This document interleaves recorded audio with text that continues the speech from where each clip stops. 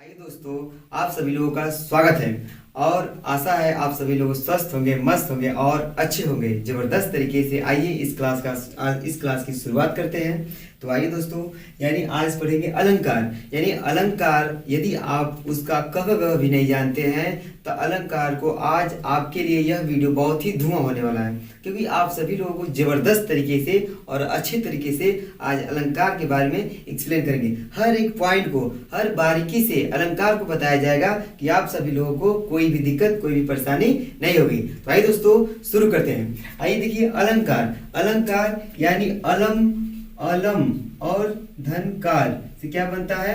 अलंकार बनता है। यानी साफ साफ कहेंगे अलंकार का शाब्दिक अर्थ क्या होता है? तो अलंकार का शाब्दिक अर्थ होता है आभूषण होता है। क्या होता है? आभूषण होता है, यानी गहना कह सकते हैं, आभूषण कह सकते हैं। यानी जो औरतें क्या करती हैं, यानी जो गहना पहनती हैं, ठीक ना, वही आभूषण है। यानी कहने का मतलब जिस प्रकार औरतें क्या होती हैं, आभूषण को पहन करके यानी अपने सौंदर्य को क्या करती है, बढ़ाती हैं। उसी प्रकार काव्य में अलंकार के होने से, अलंकार के द्वारा काव्य की सुंदरता को क्या किया जाता है, बढ़ाया जाता है। उसी प्रकार, ठीक है ना, देखिए जिस प्रकार आभूषण को औरतें स्त्री क्या करती है, पहनती है, उसी प्रकार काव्य की शोभा बढ़ाने के लिए हम क्या करते हैं, अलंकार का प्रयोग करते हैं। ठीक है, देखिए अलंकार से जुड़े कुछ फैक्ट हैं, यानी उस फैक्ट को देख लेते हैं। यानी अलंकार जो है आपके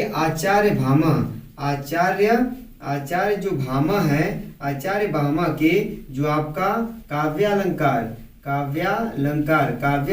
जो शास्त्र, काव्यालंकार इनकी पुस्तक कह सकते हैं, इनका ग्रंथ है। इसी में क्या है, अलंकार की क्या है, वर्णन किया गया है। किसने किया था? आचार्य भामा, ठीक है ना। आइए देखते हैं, आपका एक आते हैं आपके भरत मुनि। एक होते भरत मुनि है। भरत मुनि ने क्या किया था कि इनका एक नाट्य शास्त्र ग्रंथ है, नाट्य शास्त्र में ये तो काव्य अलंकार को परिभाषित तो नहीं किए हैं। नाट्य शास्त्र में इन्होंने यानी जो अलंकार को परिभाषित तो नहीं किया है, लेकिन इन्होंने 3-4 प्रकार के अपने नाट्य शास्त्र में अलंकार को वर्णन किया है। उपमा हो गया और प्रेक्षा हो गया, उपमेय हो गया, ऐसे करके 3-4 क्या बोलते हैं, अलंकार में इन्होंने क्या किया है, बताया है। ठीक, आइए देखते हैं। एक है आपके भोजराज करके हैं, भोजराज इनका एक पुस्तक है सरस्वती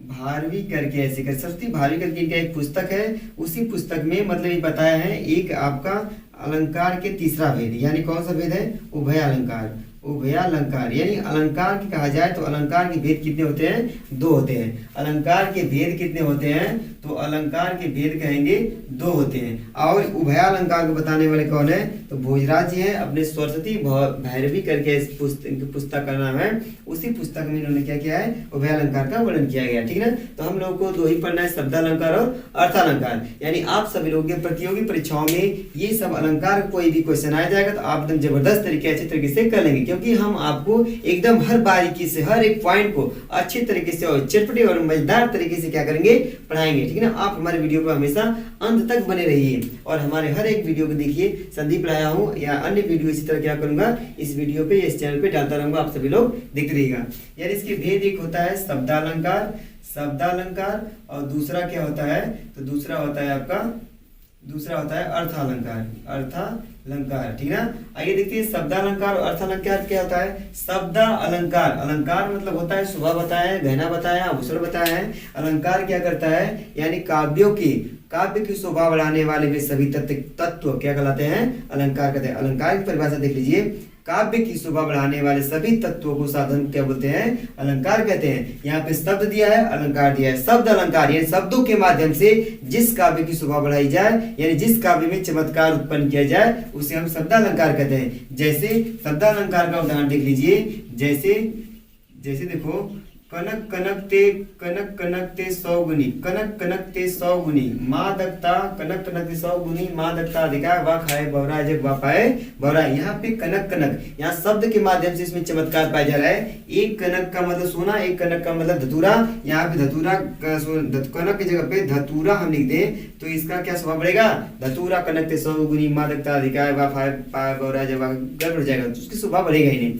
यानी शोभा बढ़ाने का मतलब कि काव्य को पढ़े, काव्य आकर्षक लगे, पढ़ने की इच्छा जागृत हो, है कि नहीं। इसलिए काव्य में अलंकार को इनपुट किया गया है। यानी देखो, स्त्रियां जो होती है अगर आभूषण को पहन लेती है तो उनकी सुंदरता क्या होती है, बढ़ जाती है, और उनकी सुंदरता बढ़ जाएगी तो वो आकर्षक दिखती है कि नहीं। उसी प्रकार सब लोग उनको देखना चाहेंगे। उसी प्रकार ये अलंकार है, यह काव्य में अलंकार को स्थापित किया गया है, अलंकार को डाल दिया गया है कि वह क्या हो, आकर्षक हो और मन को भाए, और मन को भाएगा तो आप काव्य की पंक्तियों को पढ़ेंगे। तो आइए देखते हैं शब्दालंकार, अर्थालंकार। ठीक है, शब्दालंकार में बताया था कि शब्द के माध्यम से क्या करते हैं हम उस काव्य में शोभा बढ़ाते हैं। ठीक, और देखते हैं अर्थालंकार। शब्दालंकार देखिए, शब्दालंकार, ठीक ना, शब्दालंकार हो गया, और दूसरा क्या है, अर्थालंकार। क्या है, अर्थालंकार। ठीक ना, शब्दालंकार और अर्थालंकार यानी शब्द के माध्यम से जिस काव्य या पंक्ति में, जिस शब्द के माध्यम से जिस काव्य या पंक्ति का शोभा बढ़ाया जाए उसे क्या कहते हैं,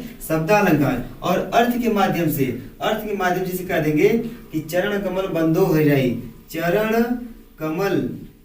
कमल बंदो हरिराई, चरण कमल बंदो हरिराई, यानी चरण कमल के रूप है, चरण कमल के रूप, अर्थात चरण किसके समान है, किसके रूप है, उसके एकदम रूप है, कमल रूपी चरण की मैं बार बार वंदना करता हूँ। तो यहाँ पर देखो मैं एकदम जबरदस्त तरीके से समझाऊंगा कि रूपक अलंकार है और आपका उपमा अलंकार है, दोनों में क्या हो जाएगा, अंतर स्पष्ट हो जाएगा। देखिए यहाँ पर क्या है, ये रूपक अलंकार है, यानी आपका जो चरण है कमल की एकदम रूप दिखाया गया, एकदम हुबहू जैसा कमल है वैसा ही कोमल क्या है, चरण है। ठीक, यहाँ पर कमल के स्थान पर हम जलज भी कर सकते हैं कि चरण जलज बंदो हरिराई। क्यों, क्योंकि इसके अर्थ के माध्यम से इस पंक्ति का शोभा बढ़ाई जा रही है। और यहाँ पर क्या है कि आपका वर्णों शब्द के माध्यम से इसकी शोभा बढ़ाई जा रही है, उसे क्या कहेंगे, शब्दालंकार। अर्थ के माध्यम से बढ़ाई जा रही है तो अर्थालंकार। आइए देखते हैं, देर न करते हुए और अच्छे तरीके से पढ़ेंगे कि शब्दालंकार के कितने भेद हैं। शब्दालंकार के बहुत हैं, यानी पहले पढ़ेंगे अनुप्रास अलंकार। ठीक, अनुप्रास के बाद पढ़ेंगे यमक अलंकार,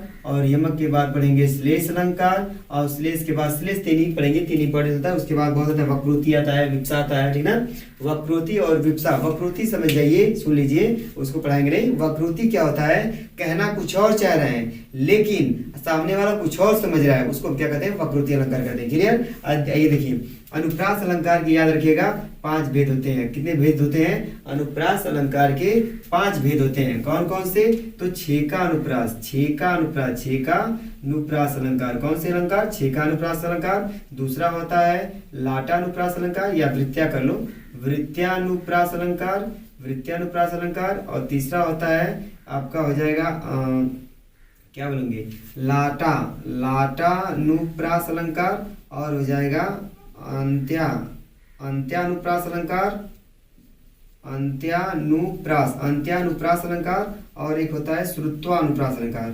श्रुत्वानुप्रास अलंकार। ठीक, छेका, वृत्त्या, लाटा, अंत्या और श्रुत्वानुप्रास अलंकार। छेका अनुप्रास अलंकार क्या होता है, इसको अच्छे तरीके से समझिए। इसका उदाहरण मैक्सिम देगा तो बता दे रहे हैं। छेका अनुप्रास अलंकार क्या होता है, छेका, छेक कर मारेंगे, ऐसा देखो वर्ड आ रहा है छेका अनुप्रास अलंकार, छेका। और एक छेका होता है शादी से पहले वाला छेका, यानी तुमको छेक लेते हैं सब लोग, है कि नहीं, सगाई जिसको बोलते हैं। ठीक है, यानी एंगेजमेंट जो होता है छेका होता है ना, वही कहते हैं छेका अनुप्रास अलंकार। वो छेका वाला छेका नहीं है, ये दूसरा छेका है।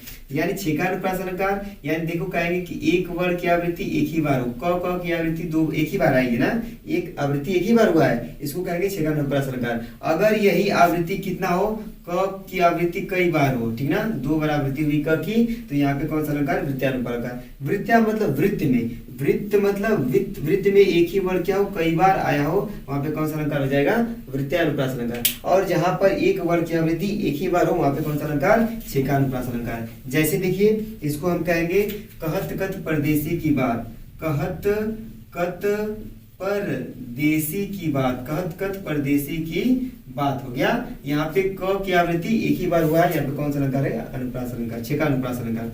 और वृत्त्यानुप्रास अलंकार, वृत्त्यानुप्रास अलंकार का मतलब क्या होता है, वृत्त में एक ही वर्ड की आवृत्ति बार बार हो, एक वर्ड की आवृत्ति क्या हो, बार बार हो। रघुपति राघव राजा राम, रघुपति राघव राजा राम, रघुपति राघव राजा राम।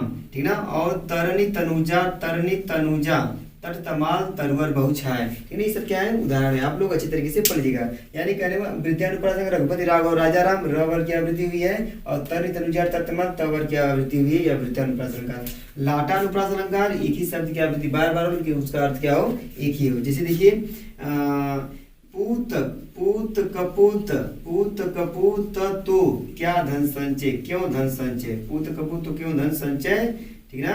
और पूत सपूत तो क्यों धन संचय, बात देखिए, यानी क्यों धन संचय, लो लिख दे रहे हैं, क्यों धन संचय, पूत कपूत तो क्यों धन संचय, पूत सपूत तो क्यों धन संचय, यानी पुत्र कुपुत्र हो तभी धन इकट्ठा करेगा, सोच नहीं हो तुम्हारे धन को बर्बाद कर देगा।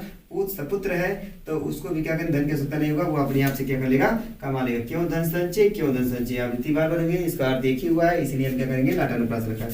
अंत्यानुप्रास अलंकार यानी जहाँ पे जो तुक मिलता है, तुक यानी जय हनुमान ज्ञान गुण सागर र है, और जय कपीस त्रिलोक उजागर र है, लास्ट में जो तुक मिलता है उसी को हम क्या कहेंगे, अंत्यानुप्रास अलंकार कहते हैं। श्रुत्वानुप्रास अलंकार यानी एक ही उच्चारण स्थान से, एक ही उच्चारण स्थान वाले वर्णों की आवृत्ति हो, उसको हम श्रुत्वानुप्रास अलंकार कहते हैं। यानी कोई भी ऐसा पंक्ति हो जिसमें एक ही उच्चारण स्थान से, एक ही उच्चारण स्थान वाले वर्णों की आवृत्ति हो, जैसे च हो गया, च यानी त क्या बोलते हैं, तालव्य हो गया, च छ ज झ, एक ही वर्ण एक ही पंक्ति में आए, वो आपका क्या हो जाएगा, श्रुत्वानुप्रास अलंकार। क्लियर है, ठीक। आइए देखते हैं अब यमक अलंकार, ये आपका हो गया अनुप्रास अलंकार। क्लियर हो गया, अनुप्रास अलंकार हो गया, तो अब हम लोग पढ़ेंगे यमक अनुप्रास अलंकार। क्या पढ़ेंगे, यमक पढ़ेंगे, ठीक ना।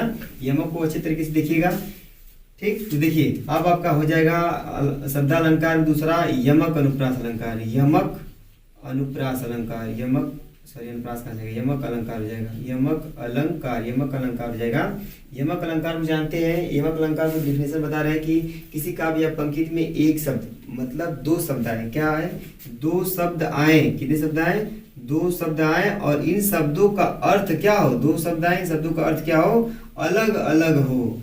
एक काव्य पंक्ति में दो शब्द आए लेकिन उसका अर्थ क्या हो, अलग अलग हो, यमक अलंकार कहलाता है। जैसे देखो आपका उदाहरण है, उधव जोग जोग हम नाही, उधव जोग जोग हम नाही, उधव हे उधव हम जोग के लायक नहीं है। ये कौन कह रहा है, ये गोपियां कह रही हैं, जोग जोग हम नाही, जोग जोग हम नाही। उधव से कह रही, जोग मतलब होता है जोग, यानी यह उपासना होता है, उपासना या निराकार परब्रह्म की उपासना, जोग जोग जोग हम नाही, योग के उपासना के लायक होता है, लायक हम नहीं है। और एक और है, बड़ा हाईलाइटेड है, सजना है सजना के लिए, सजना है सजना के लिए, सजना के लिए, सजना है किसको, सजना संवरना है, सजना है मतलब कि श्रृंगार करना है, आभूषण को ग्रहण करना है, वस्त्र ग्रहण करना है, अपनी सुंदरता को बढ़ाना है, सजना है श्रृंगार करना है, सजना के लिए अर्थात प्रीतम के लिए, प्रिय के लिए, जो प्रिय है उसके लिए सजना है, प्रिय पति है उसके लिए क्या करना है, सजना है, ठीक ना। सजना है सजना के लिए, एक शब्द एक ही शब्द दो बार आया है, दो शब्द मतलब एक शब्द दो बार आए ना, दो बार आए, एक शब्द दो बार आए, एक शब्द दो बार आए लेकिन उसका अर्थ क्या हो, भिन्न भिन्न हो, कौन सा अलंकार होता है, एक शब्द दो बार आए उसका अर्थ क्या हो, भिन्न भिन्न हो, कौन सा अलंकार होता है, तो आपका यमक अलंकार होता है। कौन सा अलंकार होता है, यमक अलंकार होता है, ठीक ना। यानी देखो उधव जोग जोग हम नहीं हो गया, ठीक, सजना है सजना के लिए हो गया, और बहुत सारे हैं, कनक कनक के 100 गुनी मादकता अधिकार वाप आए, बवराज वाप आए। देखो काली घटा का घमंड घटा, काली घटा का घमंड घटा, ये तो घटा काली घटा मतलब ये बादल हो गया, काली घटा मतलब ये बादल हो गया, और ये घटा का मतलब कम होना, ठीक ना। काली घटा घमंड घटा, ये क्या है आपका यमक अलंकार का एग्जाम्पल है, उदाहरण है, अच्छी तरीके से समझ जाइएगा। यमक अलंकार का एकदम सिंपल है, साधारण है, अच्छी तरीके से जान जाएंगे, ठीक। अब यमक अलंकार हो गया। अब देखिए एक होता है वह 3 बेर खाती है, 3 बेर खाती है, वह 3 बेर खाती है, 3 बेर का मतलब फल हो गया, 3 बेर मतलब 3 बार खाती है, ठीक ना। ये आपका क्या हो गया, यमक अलंकार क्या हो गया, समाप्त हो गया। इसमें कोई डाउट हो तो आप अच्छे तरीके से कमेंट करके पूछ सकते हैं, है कि नहीं। आइए देखिए आपका तीसरा हो गया श्लेष अलंकार, क्या है, श्लेष अलंकार, श्लेष श्लेष अलंकार। अगर वीडियो में अगर आपका ऐसा लग रहा है कि स्पीड में चल रहा हूँ तो आप थोड़ा सा पुश करके पीछे करके फिर से वीडियो आपको आप देख लीजिएगा, है कि नहीं? क्योंकि अगर बहुत हम बहुत धीरे धीरे पढ़ाने लगे तो यह वीडियो बहुत लंबा हो जाएगा। वीडियो लंबा हो जाता है तो सबको बोरिंग लगता है, अच्छा लगता नहीं है, इसलिए मैं शॉर्ट वीडियो बनाना चाहता हूँ, है कि नहीं? ठीक है, आइए देखते हैं श्लेष अलंकार। श्लेष अलंकार क्या होता है? श्लेष अलंकार को कहेंगे किसी काव्य या पंक्ति में एक शब्द आए और एक ही शब्द का अर्थ अलग अलग हो या भिन्न अर्थ दे। क्या दे? अलग अलग अर्थ दे। इसको क्या कहते हैं हम? श्लेष अलंकार कहते हैं। किसी काव्य या पंक्ति में शब्द तो एक ही आए लेकिन उसका अर्थ क्या हो? अलग अलग, उसे क्या कहेंगे? श्लेष अलंकार कहते हैं। जैसे देखो हम लोग बहुत सुनते हैं, रहीमन पानी राखिए बिन पानी सब सून, अब पानी गए न उबरे, पानी गए न उबरे मोती मानुष चून, मोती मानुष चून, पानी गए न उबरे मोती मानुष चून। अब इस पानी का अर्थ क्या है? मोती, मोतियों की चमक के लिए। इस पानी का अर्थ क्या है? मनुष्य, मनुष्य की इज्जत के लिए। और इस पानी का अर्थ क्या है? चून, मतलब यह चून, मोती मानुष चून, ठीक ना? वही इज्जत सम्मान के लिए, मोती मतलब मोतियों की चमक के लिए, मनुष्य इज्जत के लिए, सम्मान के लिए। एक पानी का मतलब चून मतलब चुनना, पानी के लिए होता है, ठीक ना? यानी तीन अर्थ इसका क्या हुआ? तीन अर्थ हुआ, ठीक ना? आपका ये होता है कि नहीं होता है कि एक है उदाहरण है कि मंगन को देख पट देत बार बार, मंगन को देख पट देत बार बार। देखिए इसका एग्जांपल तो अच्छे तरीके से समझिए। श्लेष अलंकार का मतलब होता है चिपकना। एक ही शब्द में कई अर्थ चिपके हुए हैं। एक शब्द है एक शब्द है लेकिन इसमें अर्थ क्या है? कई अर्थ इसमें छिपा हुआ है। इसी को क्या बोलेंगे? श्लेष अलंकार। एक शब्द में कई अर्थ छिपे हुए हैं, उसको क्या बोलेंगे? श्लेष अलंकार। श्लेष का मतलब क्या होता है? चिपकना। मंगन को देख पट देत बार बार। पट मतलब होता है दरवाजा। पट मतलब क्या होता है? दरवाजा। पट मतलब क्या होता है? वस्त्र होता है। क्या होता है? वस्त्र होता है। यानी मंगन जो भिखारी होता है, भिखारी को देख करके जो दानी होता है, घर का मालिक होता है, वो क्या करता है? या तो दरवाजा बार बार बंद कर रहा है या फिर वस्त्र बार बार दे रहा है। मंगन को देख पट देत बार बार। सही का एग्जाम्पल, सुबरन को खोजत फिरत कवि व्यभिचारी, नहीं है, सुबरन को खोजत फिरत कवि व्यभिचारी चोर, ठीक ना? इसका एग्जाम्पल देखिए, इसको मिटा दे रहे हैं। चरण धरत चिंता करत फिर चितवत चहुओर, चरण धरत चिंता करत फिर चितवत चहुओर। और सुबरन को खोजत फिरत, सुबरन को खोजत फिरत कवि व्यभिचारी कवि व्यभिचारी चोर। सुबरन को खोजत फिरत कवि व्यभिचारी चोर। यहाँ पे सुबरन मतलब होता है कवि, यानी सुंदर शब्द होता है, कवि के लिए सुंदर शब्द। इस सुबरन का अर्थ होता है व्यभिचारी, यानी जो दुष्ट होते हैं उसके लिए सुंदर स्त्री, यानी हमेशा सुंदर स्त्री की चाह रखते हैं। और सुबरन का मतलब होता है, आप कह सकते हैं कि संपत्ति कह सकते हैं, या फिर सोना चांदी कह सकते हैं, या धन दौलत कह सकते हैं। यानी चोर की क्या तलाश होती है? संपत्ति, धन दौलत। यानी एक सुबरन शब्द एक है, इसमें क्या है? कई अर्थ चिपके हुए हैं। श्लेष अलंकार, यानी आपका यह भी क्लियर हो जाएगा। आपका श्लेष अलंकार यानी शब्दालंकार समाप्त। आइए दिखाते हैं आपको अर्थालंकार, ठीक ना? क्या है? अर्थालंकार को जबरदस्त तरीके से पढ़ेंगे अर्थ के माध्यम से। किसके माध्यम से? अर्थ के माध्यम से काव्य की शोभा बढ़ाई जाए। किसकी? काव्य की शोभा बढ़ाई जाए। अर्थ के माध्यम से काव्य की शोभा बढ़ाई जाए, उसे क्या कहते हैं? शोभा बढ़ाई जाए, उसे क्या कहते हैं? अर्थालंकार कहते हैं। अर्थ के माध्यम से काव्य की शोभा बढ़ाई जाए, उसे क्या कहते हैं? अर्थालंकार कहते हैं। इत्मीनान से अच्छे तरीके से ध्यान देखिएगा। शब्दालंकार में ये था कि शब्दों के माध्यम से काव्य की शोभा बढ़ाई जाए। इसमें क्या है? अर्थों के माध्यम से काव्य की शोभा बढ़ाई जाए, इतना याद रखिएगा। आचार्य भामा ने अपने काव्य अलंकार में अलंकार का वर्णन किया है, ठीक है ना? और भरत मुनि ने काव्य अलंकार को परिभाषित नहीं किया है, लेकिन उन्होंने 4 अलंकार का नाम दिया, इसलिए नाट्य शास्त्र में भरत मुनि का भी आता है, ठीक ना? और यानी केशव दास को आदि कह सकते हैं कि केशव दास को अलंकारवादी कवि कहते हैं। एक पॉइंट और लिख लीजिएगा, केशव दास को अलंकारवादी कवि के नाम से जाना जाता है। केशव दास जी हैं तो केशव दास को क्या कहता है, अलंकारवादी कवि के नाम से जाना जाता है। यानी ये सब फैक्ट है, इस फैक्ट को अच्छी तरीके से देख लीजिएगा। और मैं वादा करता हूं कि आज के बाद अलंकार को कभी आप भूलेंगे नहीं, ठीक है ना। अच्छे तरीके से हमारे वीडियो को देख रहे होंगे और अच्छे तरीके से हमें आप समझ रहे होंगे तो यह अलंकार आपको कभी भूलेगा नहीं। आइए देखते हैं अर्थालंकार। अर्थालंकार में पहला है उपमा अलंकार पढ़ेंगे, ठीक है ना। बहुत सारा उपमा है, रूपक है, उत्प्रेक्षा है, ठीक है ना, विभावना है, दृष्टांत है, प्रतीप अलंकार है, अतिशयोक्ति अलंकार है, और भ्रांतिमान अलंकार, संदेह अलंकार, उदाहरण अलंकार, बहुत सारे उदाहरण है जो देखो जो आ रहा है सब पढ़ाते चलेंगे, देखते चलेंगे। उपमा अलंकार क्या होता है, उपमा के 4 अंग होते हैं। उपमेय होता है और उपमान होता है, और क्या होता है, उपमेय, उपमान और साधारण धर्म हो गया। और क्या होता है, वाचक शब्द हो जाएगा, क्या हो जाएगा, वाचक शब्द हो जाएगा, क्या हो जाएगा, वाचक शब्द हो जाएगा। क्लियर है। यानी आप सभी लोगों को यह वीडियो कैसा लगा, यानी शब्दालंकार आपका क्या हो गया, समाप्त हो गया। अब आगे बताएंगे अर्थालंकार के सारे क्वेश्चन को अच्छी तरीके से पढ़ा जाएगा। यानी आप हमारे वीडियो पर नए हो तो हमारे वीडियो को शेयर कीजिए, लाइक कीजिए, और हमारे चैनल को क्या कीजिए, सब्सक्राइब कीजिए, ठीक है। और बाकी का जो क्वेश्चन है, बाकी का जो अलंकार है, मैं नेक्स्ट वीडियो में डाल दूंगा, क्योंकि वीडियो थोड़ा शॉर्ट रहेगा तो अच्छा रहेगा, है कि नहीं। अब नेक्स्ट वीडियो में पार्ट 2 तुरंत उसके बाद लाऊंगा, ठीक है ना। इसको देख लीजिएगा। आप सभी लोगों का बहुत बहुत